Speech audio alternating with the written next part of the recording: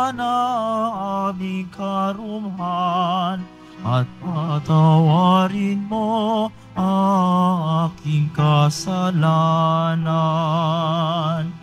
Ako'y kaawaan, o mahal kong Diyos, sang-ayon sa iyong kagandahang loob. Mga kasalanan ko'y iyong pawin, ayon din sa iyong pag-ibig sa akin. Mga kapatid, tayo natitipon sa ngalan ng Ama, ng Anak, at ng Espiritu Santo.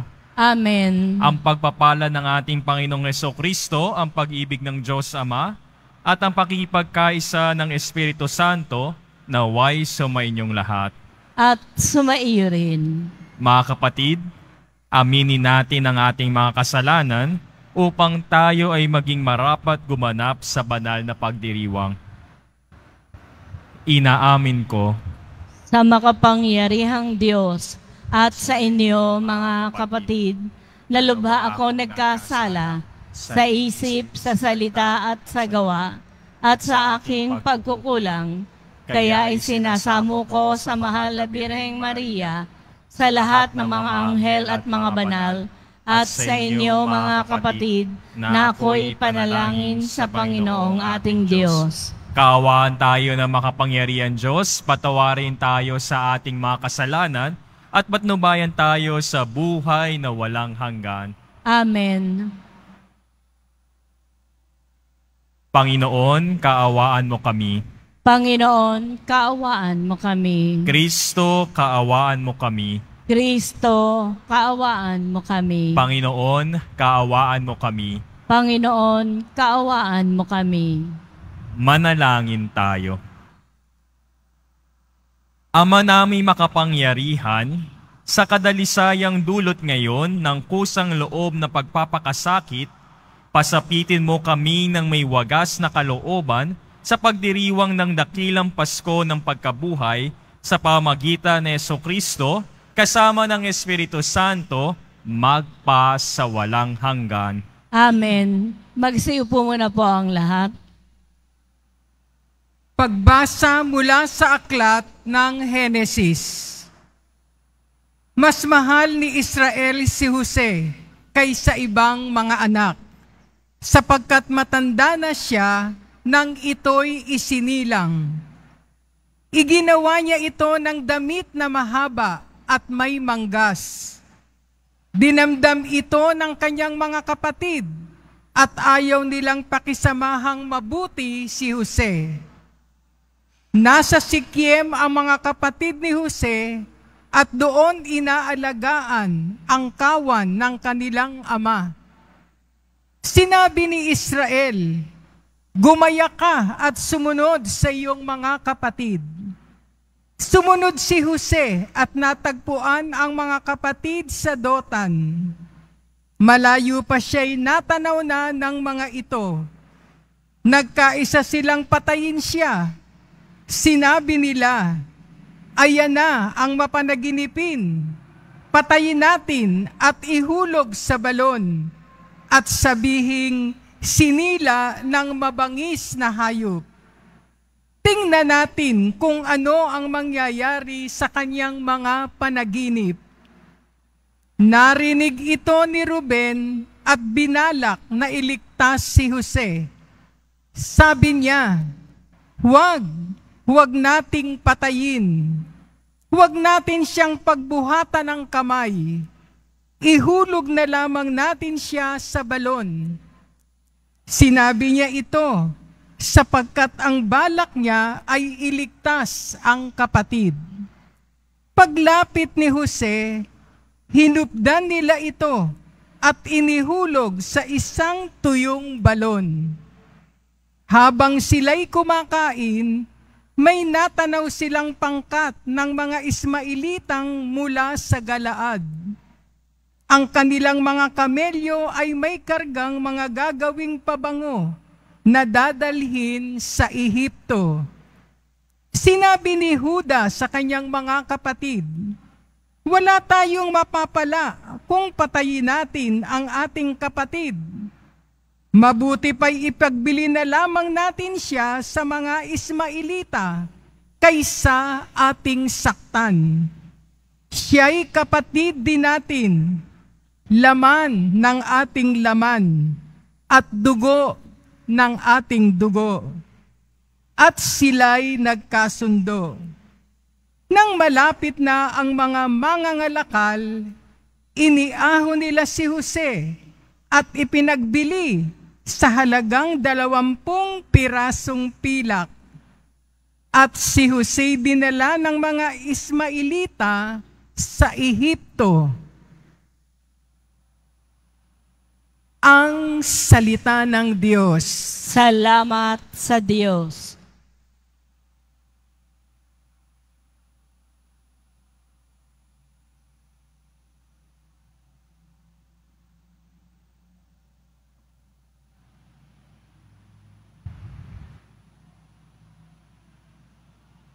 Gunitain ng malugod ang dakilang gawa ng Diyos. Gunatain ng malugod ang dakilang gawa ng Diyos. Sa lupain nila'y mayroong paggutom na ipinarating.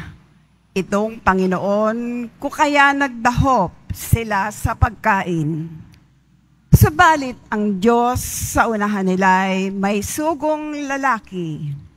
Tulad ng alipin, ibinenta nila ang batang si Jose. Gunitain ng malugod ang dakilang gawa ng Diyos. Mga paa nito'y nagdanas ng hirap, nang ito'y ipangaw. Pati lieg niya'y pinagpagkwintas ng kolyar na bakal.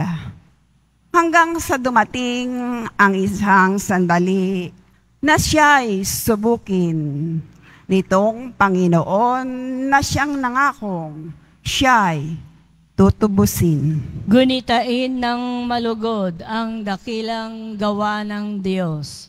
Ang kinansangapan niya ay isang hari, siyang nagpalaya.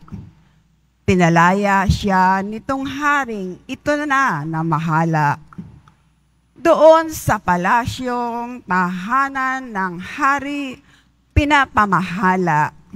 Sa buong lupain, si Jose ginawa niyang katiwala. Gunitain ng malugod ang dakilang gawa ng Diyos. Magsitayo na po ang lahat.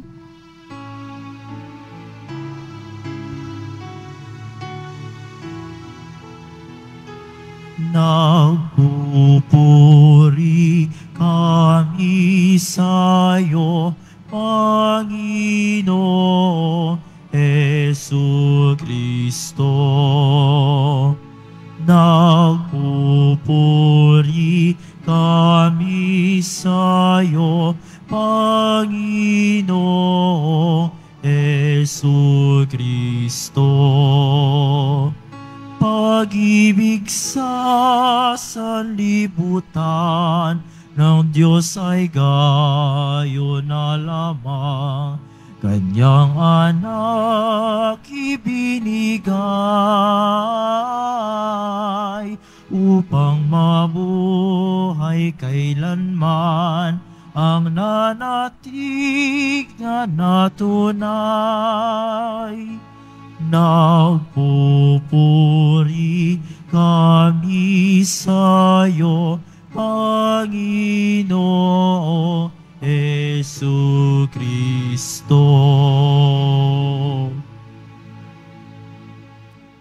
Sumainyo ang Panginoon. At sumaiyo rin Ang mabuting balita ng Panginoon ayon kay San Mateo. papuri sa iyo, Panginoon. Noong panahong iyon, sinabi ni Jesus sa mga punong saserdote at matatanda ng bayan, "Pakinggan ninyo ang isa pang talinghaga. May isang taong nagtanim ng ubas sa kanyang bukid at ito'y binakuran niya. Gumawa siya roon ng pisaan ng ubas at nagtayo ng isang mataas na bantayan. Pagkatapos kanyang iniwan sa mga kasama ang ubasan at siya'y nagtungo sa ibang lupain. Nang dumating ang panahon ng pitasan, pinapunta ng may-ari ng ubasan ang kanyang mga alipin upang kunin sa mga kasama ang kanyang parte. Ngunit sinunggaban ng mga kasama ang mga alipin, binugbog nila ang isa, pinatay ang ikalawa, at binato naman ang ikatlo. Pinapunta uli ng may-ari ang mas maraming alipin, ngunit gayon din ang ginawa ng mga kasama sa mga ito. Sa kahuli-hulihay pinapunta niya ang kanyang anak na lalaki. Igagalang nila ang aking anak, wika niya sa sarili. Ngunit nang makita ng mga kasama ang anak, sila'y nag-usap-usap. Ito ang tagapagmana. Sila'y, halik kayo, patayin natin nang mapasa atin ang kanyang mamanahin. Kaya't siya'y sinunggaban nila, inilabas sa ubasan, at pinatay. Pagbalik ng may-ari ng ubasan, ano kaya ang gagawin niya sa mga kasamahang iyon? Sumagot sila, lilipulin niya ang mga buhong na iyon at paaalagaan ng ubasan sa ibang kasama na magbibigay sa kanya ng kaparte sa panahon ng pamimitas. Tinanong sila ni Jesus, hindi ba ninyo nababasa ang talatang ito sa kasalutan? Ang batong itinakwil ng mga tagapagtayo ng bahay ang siyang naging batong panulukan. Ginawa ito ng Panginoon at ito'y kahanga-hanga. Kaya nga sinasabi ko sa inyo, hindi na kayo ang paghaharian ng Diyos, kundi ang bansang malilingkod sa Kanya ng tapat. Narinig na mga punong saserdote at na mga pareseyo ang mga talanghaga ni Jesus, at naunawaan nila sila ang pinatamaan niya. Dadakpin sana nila siya, ngunit natakot sila sa mga tao sapagkat kinikilala ng mga ito na propeta si Jesus. Mga kapatid, ang mabuting balita ng Panginoon. Pinupuri ka namin, Panginoong Hesukristo. Magsiupo muna po ang lahat. Viva Poong Jesus Nazareno! Viva! Ngayon po ay nasa unang biyernes po tayo ng buwan. Siyempre ang ating First Friday devotion. Natapos na naman po ang isang buwan, ang buwan ng Pebrero, ang buwan daw ng pag-ibig. Pero hindi po nangangahulugan na dapat hindi na po tayo sweet sa mga mahal natin sa buhay o hindi na tayo magmamahal. Ang paanyaya pa rin po sa atin ng Diyos, patuloy pong magmamahal. Kaya nga po sa pambungad po nating panalangin, sa misa po natin, sa English version ang ginamit po, sincerity of heart. Meron po ba tayong pusong sincere? Father, ano po yung sincere? Sabi po nila, yung sincerity po can also be related to honesty. Yung puso po ba natin, mga totoo po ba yan? Kasi kung hindi po totoo ang puso natin, mahirap po. Magiging sinungaling yan. Magiging manloloko yan. Kaya bantayan po natin yung puso natin. Sincere pa rin po ba yan? At honest. Kaya nga po, sa Filipino translation po natin sa ating pambungad na panalangin, ang ginamit po ay wagas na kalooban. Father, ano pong ibig sabihin nun? Sana po yung kalooban natin, yung puso po natin, maging tapat. Walang halong pag-iimbot o hindi mapagsamantala. Check po natin. May tendency po ba tayo maging mapagsamantala? At yun po yung paalala po sa atin sa ebanghelyo natin ngayon mula kay Mateo. May mga taong naging mapagsamantala. Hindi sila naging tapat. Pinakausapan ng may-ari ng ubasan. Pero ano pong ginawa? Kiningkim po yung ubasan na hindi kanila. Ano pong paalala po sa atin ng ebanghelyo? 3 punto po. Una po, tayong lahat po ay tinatawag ng Diyos maging dakila. Ito po yung nalilimutan po nating virtue, yung virtue of magnanimity. Father, ano po yun? Lahat po tayo ay tinatawag ng Diyos maging dakila. Bakit? Kasi po tayo ay nilikha niya. We are created in His image and likeness. Ibig sabihin po, ang bawat isa po sa atin ay may galing. May kakayanan po tayo. Kaya nga pinagkakalooban po tayo ng Diyos ng bawat isa ng kanyang misyon, ng kanyang responsibility. Kasi ang bawat isa po sa atin merong kakayanan. Naniniwala po ba tayo doon? Meron po kayo kakayanan, pero gagamitin po natin sa tama. Hindi po tayo magsasamantala. Paano po natin babantayan itong ating pagiging dakila? Second point po natin, paalala po sa atin, tinatawag po tayo ng Diyos maging mapagkumbaba. Yes, Father, tinatawag tayo maging dakila, pero tinatawag din po tayo ng Diyos maging mapagkumbaba. Anong pong paalala yun? Diba, yung salita nga pong mapagkumbaba, nasa baba. Kasi sino po dapat itinataas natin? Walang iba kundi ang Diyos. At sa pagiging mapagkumbaba po natin, itinataas naman natin ang Diyos. Lahat po tayo dakila, pero ang pinakadakila ay walang iba kundi ang Diyos. Ang nangyari po sa ebanghelyo po natin, yung mga kasama po nung may-ari ng ubasan, akala nila sila na rin ang may-ari. Nalimutan nilang maging mapagkumbaba.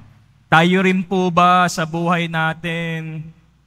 Yes, binibigyan po tayo ng kakayanan ng Diyos. Pero hindi po tayo ka-level ng Diyos. Sometimes we play gods. Akala natin Diyos-Diyosan na tayo ng buhay natin. Oops, isip po tayo. Inaanyayahan tayo ng Diyos maging mapagkumbaba nang sa gayon po ang Diyos ang maitaas natin. Father, paano namin yung magagawa? Sa ating pong 3 punto, tayo po ay inaanyayahan ng Diyos na manalangin. Kasi ang tao pong nananalangin, we get our strength from God. Alam po natin, meron tayong kahinaan, meron po tayong limitation, pero sa pamamagitan po ng ating pagdarasal, tayo ay humihingi ng grasya mula sa Diyos para maharap ang mga pagsubok po natin sa ating buhay. Lahat po tayo dito, meron po tayo kanya-kanyang panalangin. May kanya-kanya po tayong kahilingan. May hiling ng kagalingan, kagalingan sa sakit, o kaya magkaroon ng galing para magawa ang ating mga trabaho. O humihingi po tayo ng tulong sa Diyos para maharap ang mga pagsubok natin sa ating buhay. At alam po natin na sa pamamagitan po ng ating pagdarasal, nakikinig ang Diyos sa atin. Kailangan lamang po natin magtiwala sa Kanya. Ano pong 3 points po natin ngayong araw? Una po, lahat po tayo ay tinatawag ng Diyos maging dakila. Ikalawa po, tinatawag tayo ng Diyos maging mapagkumbaba. At ikatlo po, tayong lahat ay tinatawag ng Diyos na manalangin. At nawa, sa pamamagitan nun, magkaroon po tayo ng pusong tapat. Baliktarin mo nga po yung salitang tapat, tapat pa rin. Nawa po, makita po sa ating buhay, sa ating puso, ang pusong tapat. Patuloy na nagmamahal, walang halong pag-iimbot at hindi mapagsamantala. Viva Poong Jesus Nazareno!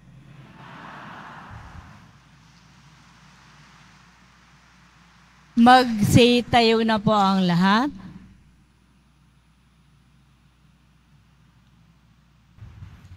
Minamahal ko mga kapatid, habang pinagninilayan ang babala sa Ebanghelyo tungkol sa pangangailangan mamunga, ihayin natin ang ating mga kahilingan sa Diyos Ama.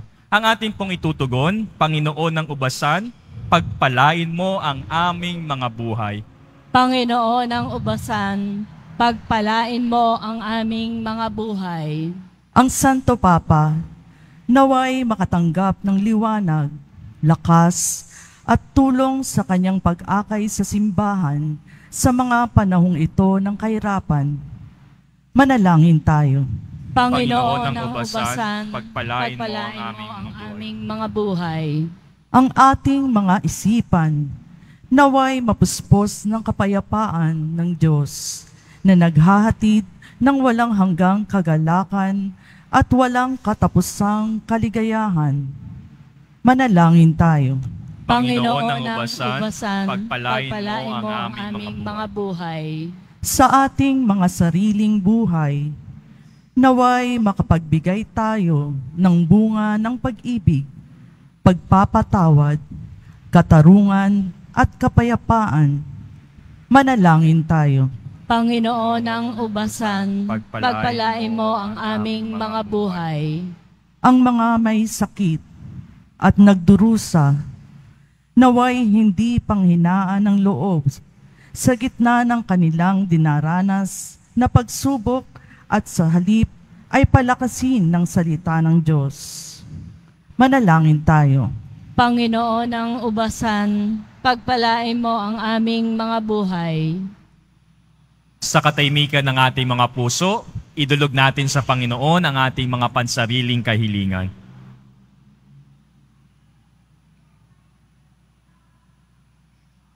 Idulog rin natin sa Panginoon ang bokasyon para sa pagpapare at buhay reliyoso at reliyosa. Manalangin tayo.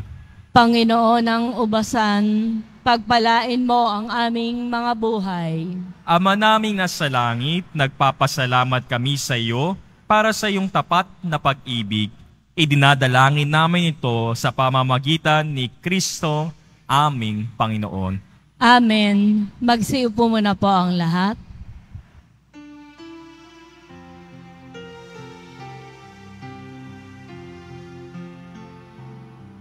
Sa pagsunod sa utos mo, nalulugod akong labis, di masukat ang galak ko, pagkat aking iniibig.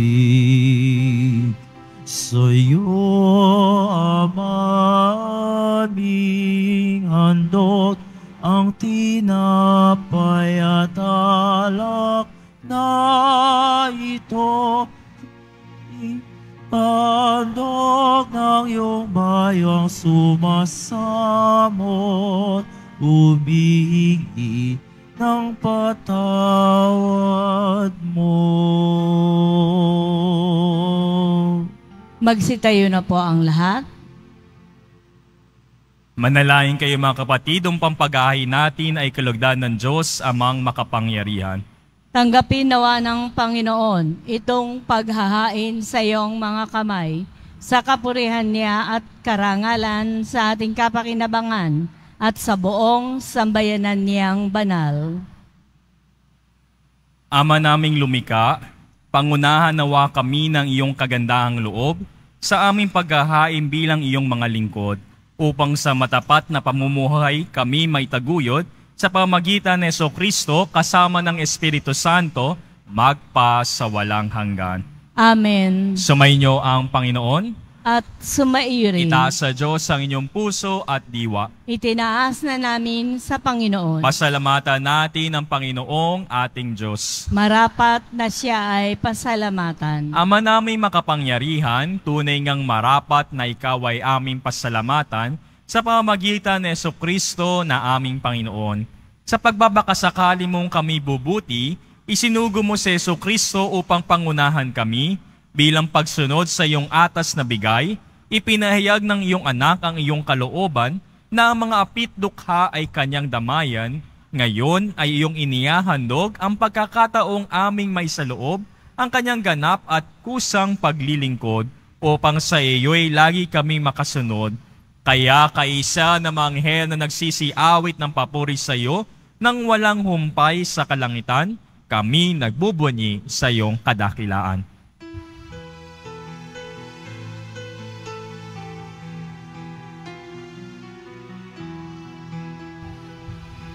Santo, Santo, Santo, Panginoon,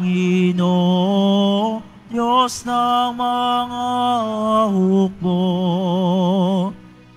napupuno ang langit at lupa na kadakilan mo.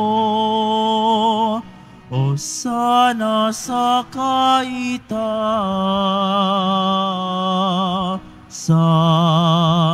pinagpalaang naparirito sa ngalan ng Panginoon.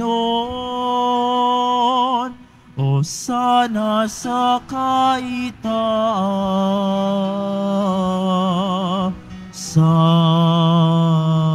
Magsilod po ang lahat. Ama naming banal, ikaw ang bukal ng tanang kabanalan.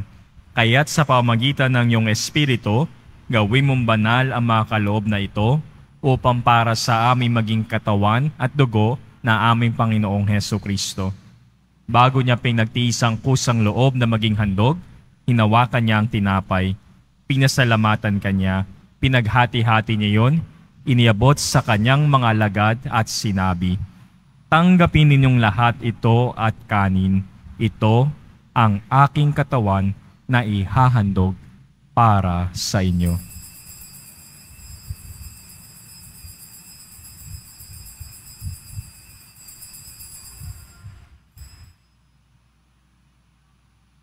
Gayon din naman nung matapos ang hapunan, hinawakan niya ang kalis.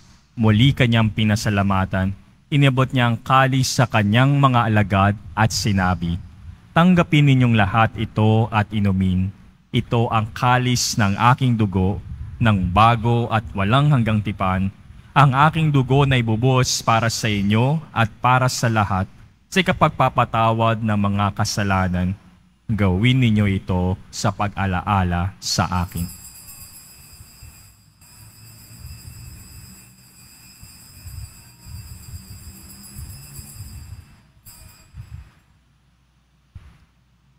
Magsitayo na po ang lahat. Ipagbunyi natin ang misteryo ng pananampalataya. Si Kristo'y namatay, si Kristo'y nabuhay, si Kristo'y babalik sa wakas ng panahon. Ama, ginagawa namin ngayon ang pag-alaala sa pagkamatay at muling pagkabuhay ng iyong anak, kaya't inaalay namin sa iyong tinapay na nagbibigay buhay at ang kalis na nagkakaloob ng kaligtasan. Kami nagpapasalamat dahil kami iyong minarapat na tumayo sa harap mo para maglingkod sa iyo. Isinasamo namin kami magsasalo-salo sa katawan dugo ni Kristo ay mabuklod sa pagkakaisa sa pamamagitan ng Espiritu Santo. Ama, lingapin mo ang iyong simbahang laganap sa buong daigdig. Puspusin mo kami sa pag-ibig, kaisa ni Francisco na aming Papa at ni Jose na aming Obispo at ng Tanang Kaparian. Alalahanin mo rin na mga kapatid naming nahimlay na may pag-asang sila'y muling mabubuhay. Gayon din ang lahat ng mga pumanaw. Kaawa mo sila at patuloyin sa iyong kaliwanagan. Kaawaan mo at pangidapating kaming lahat na makasalo sa iyong buhay na walang wakas. Kaisa na mahal na Birheng Maria na ng Diyos, nakabayak ng puso niya si San Jose, kaisa ng mga apostol, ni San Juan Bautista, ni Santo Domingo de Guzman, at ng lahat ng mga banal na namuhay dito sa daigdig ng kalugod-lugod sa iyo, may pagdiwang nawa namin ang pagpupuri sa ikararangal mo sa pamamagitan ng iyong anak na aming Panginoong Hesukristo. Sa pamamagitan ni Kristo, kasama niya at sa Kanya, ang lahat ng parangal at papuri sa iyo Diyos amang makapangyarihan, kasama ng Espiritu Santo, magpa sa walang hanggan.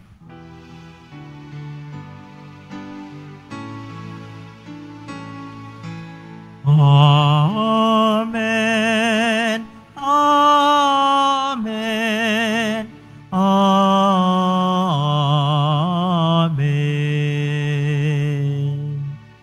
Sa tagubilin ng mga nakagagaling na utos at sa turo ni Jesus na Panginoon natin na Diyos, ipahayag natin ng lakas loob.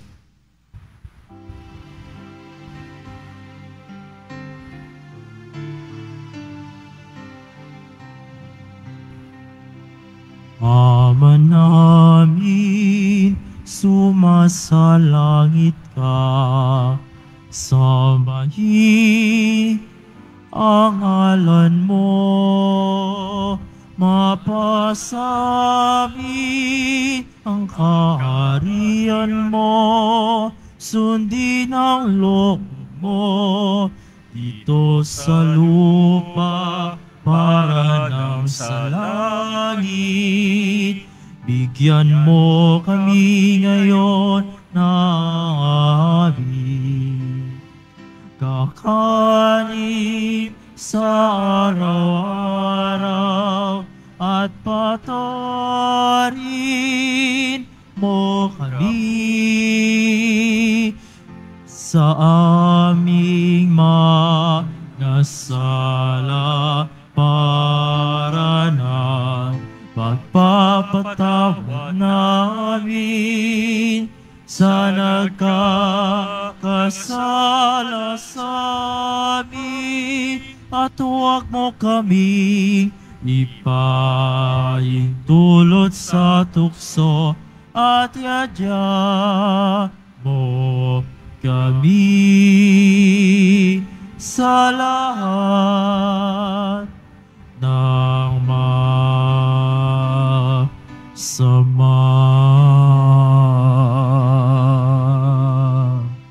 Hiniling namin kami adya sa lahat ng masama, pagkalooban ng kapayapaan araw-araw, iligtas sa kasalanan at ilayo sa lahat ng kapamakan, samantalang aming pinananabikan ng dakilang araw ng pagpapayag ng tagapagligtas naming si Jesucristo.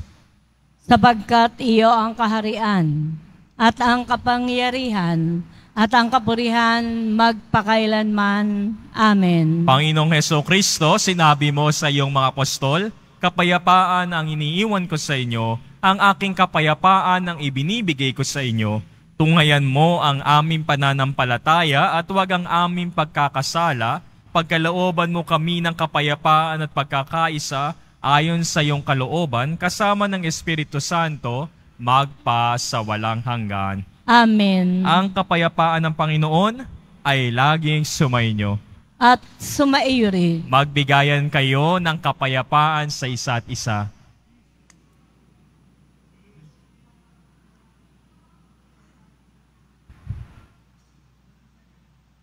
Kordero ng Diyos na nag-aalis ng mga kasalanan ng sanlibutan, maawa ka sa amin. Kordero ng Diyos na nag-aalis ng mga kasalanan ng sanlibutan, maawa ka sa amin. Kordero ng Diyos na nag-aalis ng mga kasalanan ng sanlibutan, ipagkaloob mo sa amin ang kapayapaan. Magsilhod po ang lahat.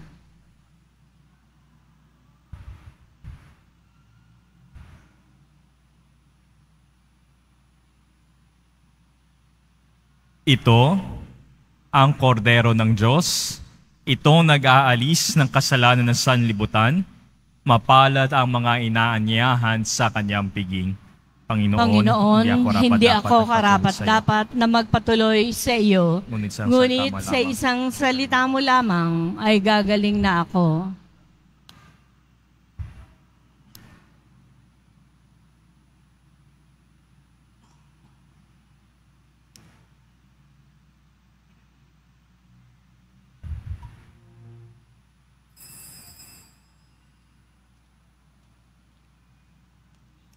Para po sa lahat ng tatanggap ng banal na komunyon, sasagat po tayo ng amen.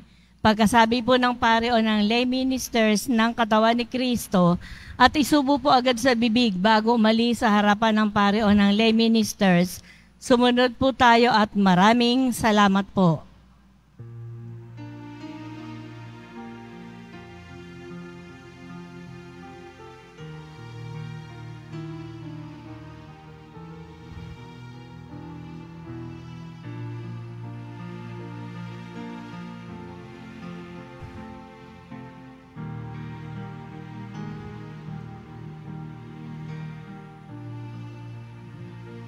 Panginoon ko,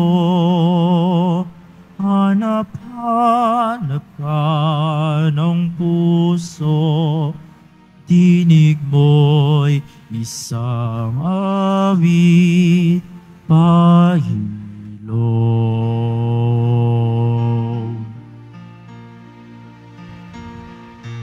Panginoon ko, hanap-hanap ka ng puso, tinig mo'y isang awit, paghilom.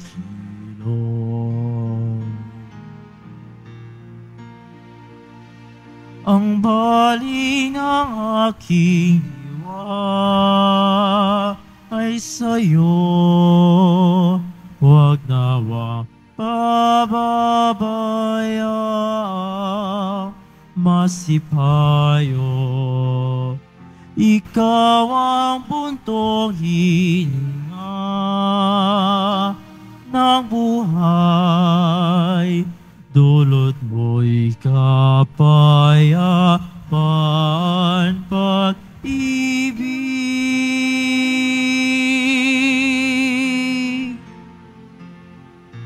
Panginoon ko, hanap-hanap ka ng puso, tinig mo'y isang awit, paghilom.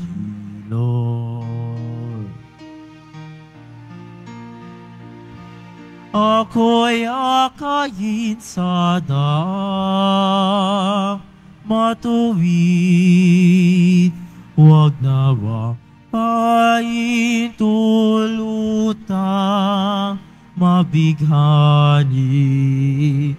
Ang panandalian at huwag narilag, ikaw ang aking tanging tagapagligtas.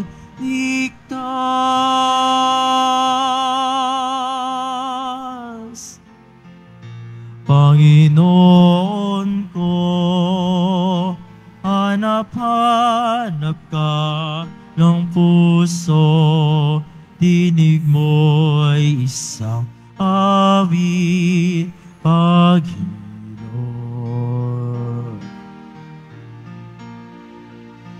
Sikwa sa aking kalooban, iyong masdan, pahupain ang bugso ng kalungkutan, yakapin ang buong higpit, iyong anak, nang mayakap din ang bayan mo, ibig.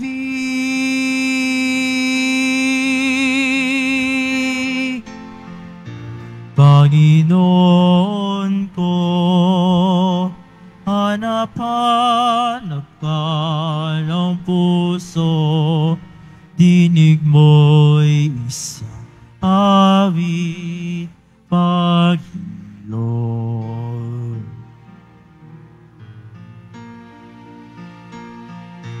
Panginoon ko, hanap-hanap ka ng puso, dinig mo'y isang awit, paghilom.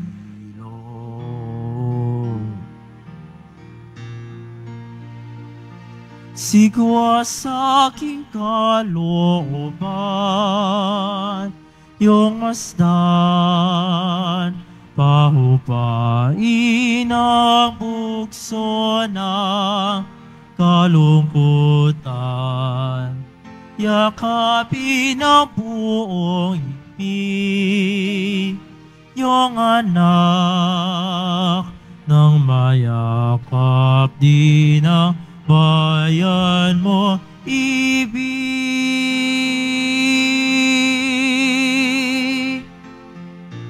Panginoon ko, hanap-hanap ka ng puso, tinig mo'y isang awit paghiro.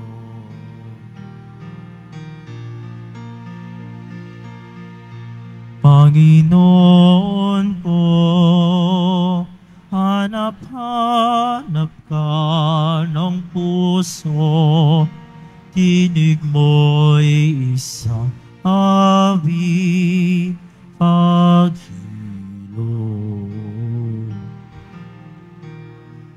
Announcement, magkakaroon po tayo ng second collection para po sa Disasters and Relief Fund na ipinantutulong po ng ating simbahan sa mga naepektuhan po at nasalanta ng mga sakuna at kalamidad.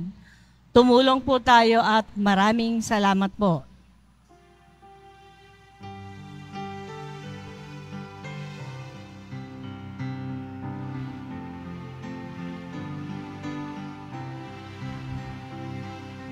Walang sino man ang nabubuhay para sa sarili lamang.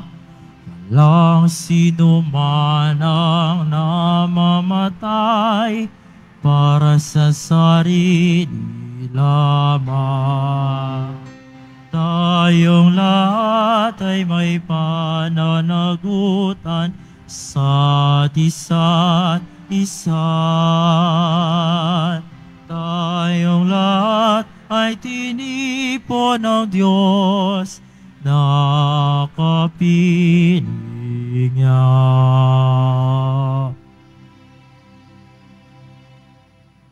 Announcement, inihahandog po ng Simbahan ng Quiapo ang Nazareno Medallion. Ito po ay nagkakahalaga ng 20 pesos at mabibili sa ating Parish Finance Office.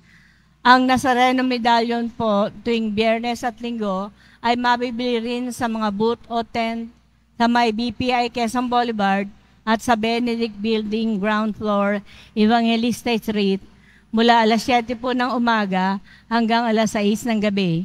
Mabibili pa rin po ang ating opisyal na imahe ni Jesus Nazareno. Ang large size po ay nagkakahalaga ng 2,000 pesos, ang medium size po ay 1,000 pesos, at ang small size ay 600 pesos. Ang mga ito po ay mabibili lamang sa ating Parish Finance Office. Ang mga oras po ng ating Finance Office tuwing Lunes hanggang Huwebes at Sabado po ay alas 8 ng umaga hanggang alas 4:30 ng hapon. Tuwing Biyernes at Linggo po ay alas 7 ng umaga hanggang alas 6:45 ng gabi. Ang malilikom po na pondo ay gagamitin sa pagsasayos po ng ating Adoration Chapel at Baptistry. Announcement po para po sa Nazarene Catholic School.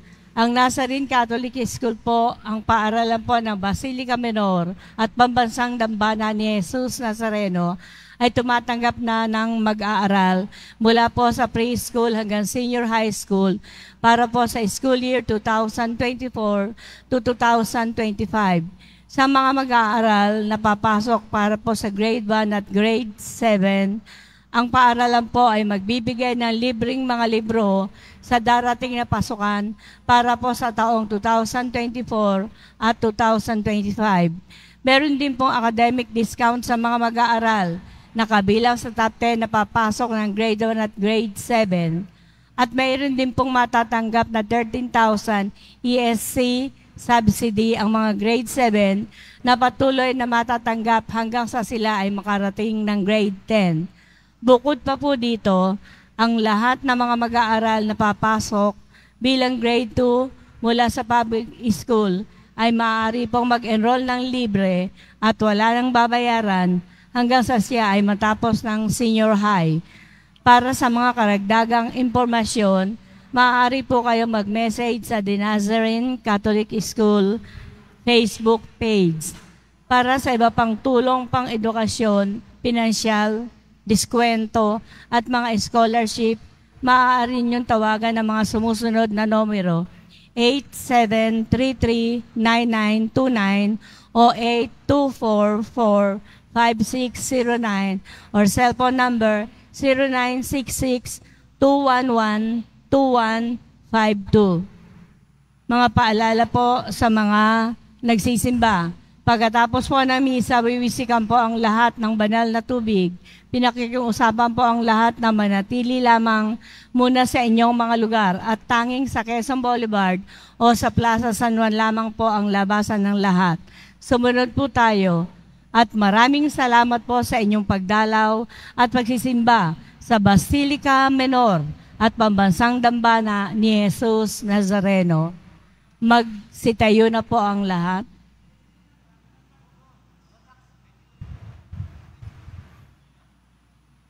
Manalangin tayo.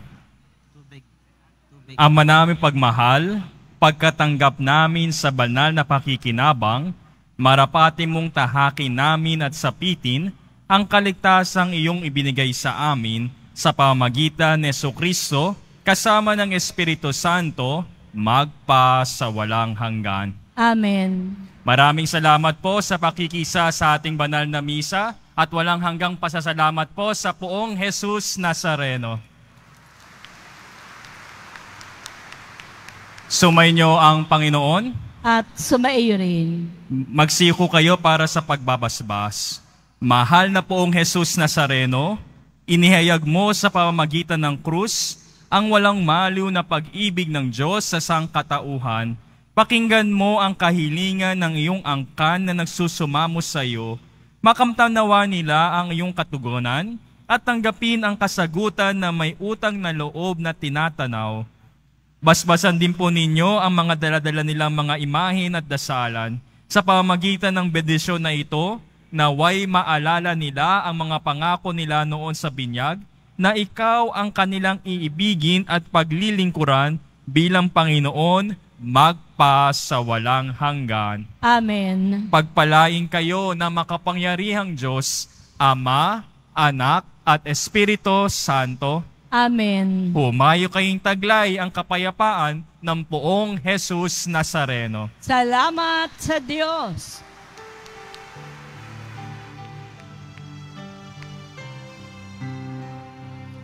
Nuestro Padre Jesus Nazareno, sinasamba ka namin.